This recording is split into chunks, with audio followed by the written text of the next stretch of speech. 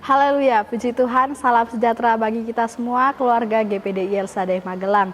Kita mengucap syukur kepada Tuhan, kembali hari ini kita dapat menikmati kebenaran firman-Nya. Mari kita terus alami pembaharuan di dalam Tuhan setiap hari dengan 365 hari yang mengubahkan. Dan pembacaan Alkitab kita hari ini dalam kitab Matius pasalnya yang ke-23. Dan kita akan membaca ayat 3 sampai ayatnya yang keempat. Sekali lagi Matius 23 ayat 3 sampai ayat 4. Demikian bunyi firman Tuhan. Sebab itu turutilah dan lakukanlah segala sesuatu yang mereka ajarkan kepadamu.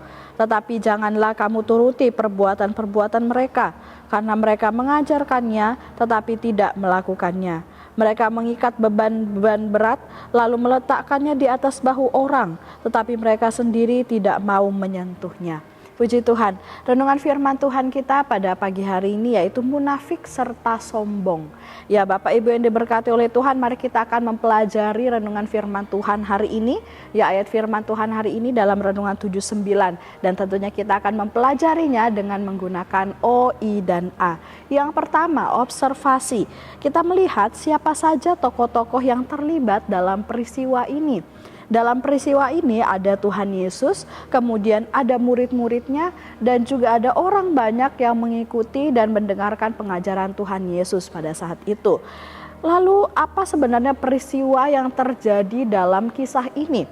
Ya di sini peristiwa yang terjadi adalah yaitu sebuah percakapan antara Tuhan Yesus kepada murid-muridnya dan juga orang banyak pada saat itu mengenai ahli-ahli Taurat dan juga orang-orang Farisi. Atau lebih tepatnya Tuhan Yesus sedang menentang dan mengecam mereka serta tindakan ahli-ahli Taurat dan orang-orang Farisi itu yang di hadapan Tuhan sangatlah tidak berkenan.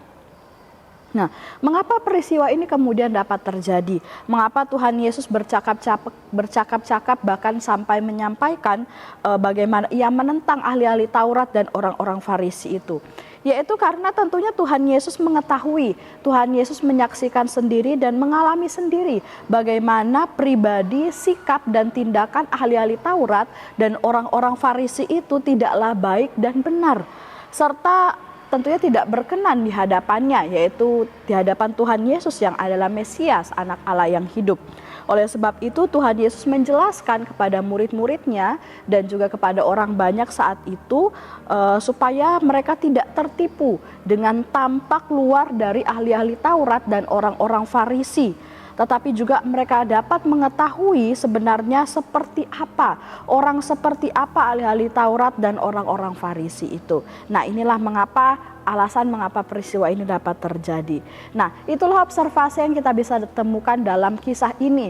Kemudian selanjutnya interpretasi. Apakah pelajaran yang dapat kita terima dari kisah ini? Khususnya di ayat 1 sampai ayat yang ke-12. Ya, kita dapat menemukan bahwa ahli-ahli Taurat dan orang-orang Farisi itu banyak mengajarkan hukum dan aturan-aturan tertentu, tetapi sesungguhnya mereka juga tidak melakukannya. Ya, Tuhan Yesus berkata, turuti dan lakukan apa yang mereka ajarkan, tetapi jangan turuti perbuatannya. Ya, apa yang mereka ajarkan adalah hukum yang baik, aturan yang baik, ikutilah itu, tapi jangan ikuti perbuatan mereka, yaitu yang tidak mentaati ajaran dan hukum yang mereka ajarkan. Nah, bahkan apa yang dilakukan oleh orang-orang Farisi dan ahli-ahli Taurat ini, yaitu mereka mengajarkan kebenaran, mereka mengajarkan hukum dan aturan, tapi mereka tidak melakukannya, ini disebut dengan kemunafikan. Ya. Bahkan kita melihat ketika mereka sudah berlaku munafik, mereka mengajarkan tapi tidak melakukan, mereka malah justru mengharapkan penghormatan, pujian dan juga penghargaan, ya, pengakuan yang besar dari orang-orang untuk diri mereka sendiri. Mereka berpikir bahwa mereka pengajar hukum dan aturan, maka merekalah yang paling benar dan layak dihormati dan dipuji. Kita bisa melihat kisahnya dari pasal ini, khususnya dari ayat 1 sampai ayatnya yang ke-12. Nah, lantas pelajaran apakah yang dapat kita terima dari kisah ini Bapak Ibu? Tentunya ada satu pelajaran yang sangat penting. Jangan sampai kita menjadi orang yang munafik, kemudian juga sombong. Nah, dengan kemunafikan kita kemudian muncullah juga rasa sombong. Jadi munafik dan sombong yang akhirnya muncul paling besar di dalam kehidupan kita. Nah, itu tidak boleh sampai terjadi Bapak Ibu. Dalam Kamus Besar Bahasa Indonesia, munafik memiliki pengertian yaitu berpura-pura percaya atau setia kepada agama, tetapi sebenarnya dalam hatinya tidak. Kemudian pengertian yang lain, suka bahkan selalu mengatakan sesuatu yang tidak sesuai dengan perbuatannya. Dan juga ada pengertian lain yaitu bermuka dua. Nah, dalam sebuah artikel rohani milik salah satu gereja GPDI di sana menuliskan bahwa dalam Perjanjian Baru kata munafik diterjemahkan dari bahasa Yunani yaitu hypokrites ya, yang mendasari kata hypocrite ya dalam bahasa Inggris yang artinya adalah munafik. Nah, kata dalam bahasa Yunani tersebut sendiri berarti seorang pemain drama. Jadi hypokrites itu artinya adalah seorang pemain drama. Nah, dapat kita simpulkan bahwa orang yang munafik itu seperti seorang yang sedang bermain drama, yang skenarionya atau jalan ceritanya dibuat-buat atau dikarang, tidak benar-benar terjadi, tidak apa adanya. Segala sesuatu dari dirinya hanya acting, ya tidak benar-benar dari dirinya sendiri. Nah, itulah orang yang munafik Bapak Ibu.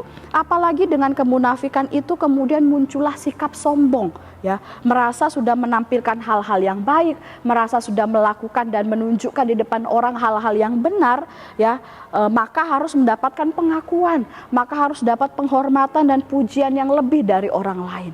Nah, ini jangan sampai terjadi dalam kehidupan kita Bapak Ibu. Seperti Tuhan Yesus yang sangat mengecam dan menentang, bahkan mengutuk kemunafikan orang-orang Farisi dan ahli-ahli Taurat ini, maka Tuhan Yesus pun akan juga mengecam dan menentang serta mengutuk kita jika kita hidup dalam kemunafikan ditambah dengan juga kesombongan yang muncul dalam diri kita. Matius 23 ayat 27 sampai ayat 28 di sana mengatakan, celakalah kamu hai ahli-ahli Taurat dan orang-orang Farisi, hai kamu orang-orang munafik. Sebab kamu sama seperti kuburan yang dilabur putih, yang sebelah luarnya memang bersih tampaknya, tetapi yang sebelah dalamnya penuh tulang belulang dan pelbagai jenis kotoran. Demikian jugalah kamu, di sebelah luar kamu tampaknya benar, dalam kamu penuh kemunafikan dan kedurjanaan. Ya Bapak Ibu, kita melihat kalimat pertama dari ayat ini yaitu celakalah kamu. Ya, ini adalah suatu perkataan Tuhan Yesus yang ketika Tuhan Yesus berkata, ya celakalah engkau yang munafik, berarti itu akan benar-benar terjadi. Oleh sebab itu sudah sangat jelas bagi kita, jangan sampai kita menjadi seorang yang munafik serta sombong. Karena Tuhan sangat tidak berkehendak, Tuhan sangat tidak berkenan atas sikap yang demikian, dan juga akan sangat besar dan berat hukumannya. Ya, karena Tuhan Yesus sampai berkata celakalah kamu. Ya, ini sangat keras ya peringatan dari Tuhan Yesus. Nah, kemudian Bapak Ibu, aplikasinya, lalu apa yang harus kita lakukan supaya tidak menjadi munafik dan sombong dalam kehidupan kita? Yang pertama, tentunya kita harus minta pertolongan Roh Kudus untuk mengubahkan kita, sehingga kita dapat melakukan firman Tuhan itu dengan tepat. Ya, minta pertolongan Tuhan dulu supaya kita dimampukan untuk melakukan. Kemudian yang kedua adalah lakukan. Ya, setelah kita diberikan kemampuan, ya kita harus melakukan. Ya, kita meminta kemampuan untuk melakukan firman, maka selanjutnya kita lakukanlah firman Tuhan itu secara nyata ya dalam kehidupan kita. Kemudian yang selanjutnya menyelaraskan atau menyamakan antara perkataan kita, perbuatan kita dan pikiran kita. Jadi saat kita melakukan firman Tuhan, kita menunjukkan apa yang baik, apa yang benar di hadapan orang melalui perbuatan kita, hendaklah di dalam hati kita juga sama. Ya, kita juga punya hati yang baik, kita punya sikap yang baik, kita punya pikiran yang baik. Jadi selaras, sama, seluruh bidang kehidupan kita ini sama benarnya, sama berkenannya di hadapan Tuhan. Tidak hanya tampak luarnya saja, tapi dalamnya juga. Ya, itu yang Tuhan lebih kehendaki. Ya, bagaimana Tuhan mencari hati-hati yang berkenan di hadapannya.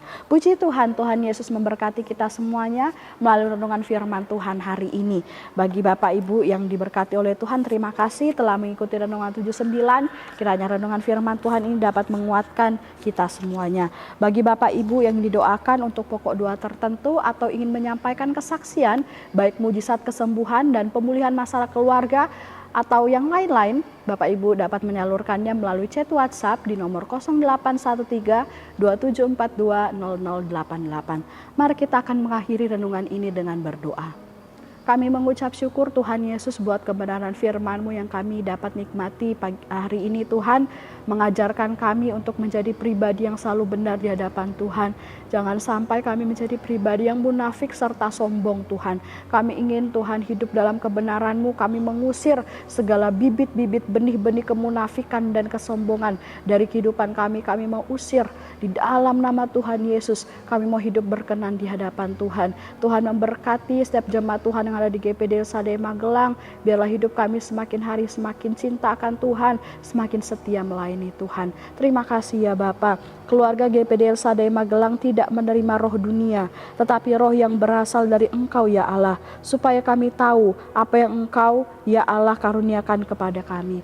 Terima kasih Tuhan, kami terima dan aminkan firman-Mu dengan penuh ucapan syukur dalam nama Yesus. Haleluya. Amin.